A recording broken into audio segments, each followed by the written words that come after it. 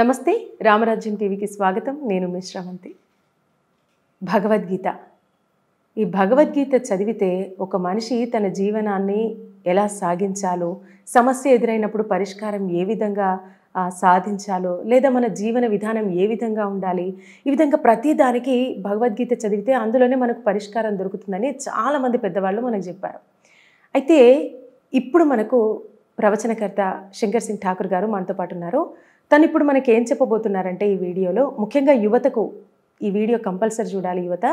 ఎందుకు అంటే మీకు గుర్తుందా, అర్జునుడు మహాభారత యుద్ధంలో అసలు ఇంకా నేను యుద్ధం చేయలేను, నా వల్ల కాదు అని నిస్సహాయ స్థితిలో ఉన్నప్పుడు శ్రీకృష్ణుడు ఒక మాట చెప్తాడు అర్జునుడితోని. అది యువతకు చాలా అంటే చాలా అవసరం. ఇప్పుడున్న యువతకు ఏం మాట అన్నాడు, యువతకి ఇప్పుడు ఎందుకు అవసరం అనేది శంకర్ సింగ్ ఠాకూర్ గారు మనకు చెప్తారు. సో తనతో మాట్లాడదాం.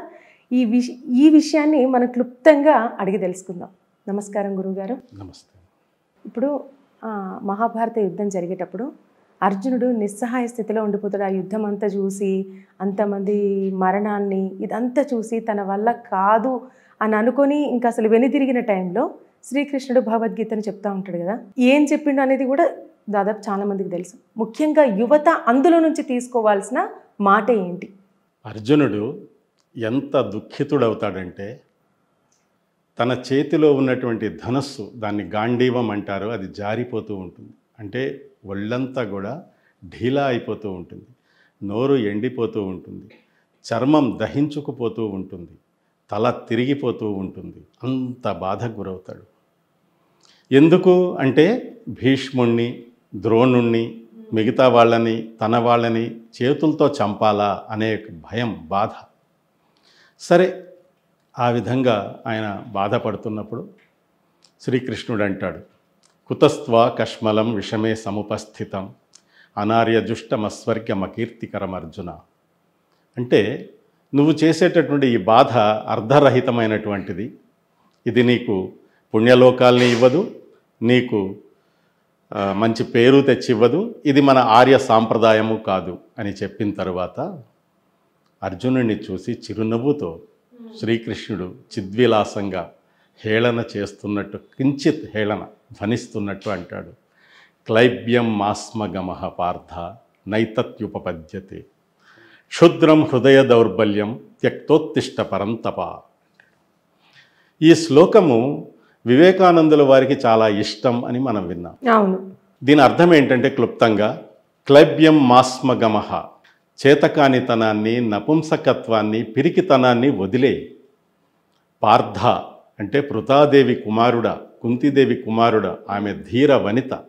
అలాంటి ధీర వనితకు పుట్టినటువంటి వాడివి నువ్వు. నైతత్యుపపద్యతే, ఇంతకుముందు నువ్వు ఏ యుద్ధంలో అయినా సరే గెలిచే వచ్చావు, ఎక్కడా ఇబ్బంది పడలేదు.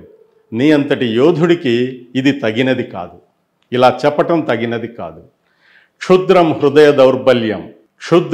క్షుద్రం అంటే నకారాత్మకత.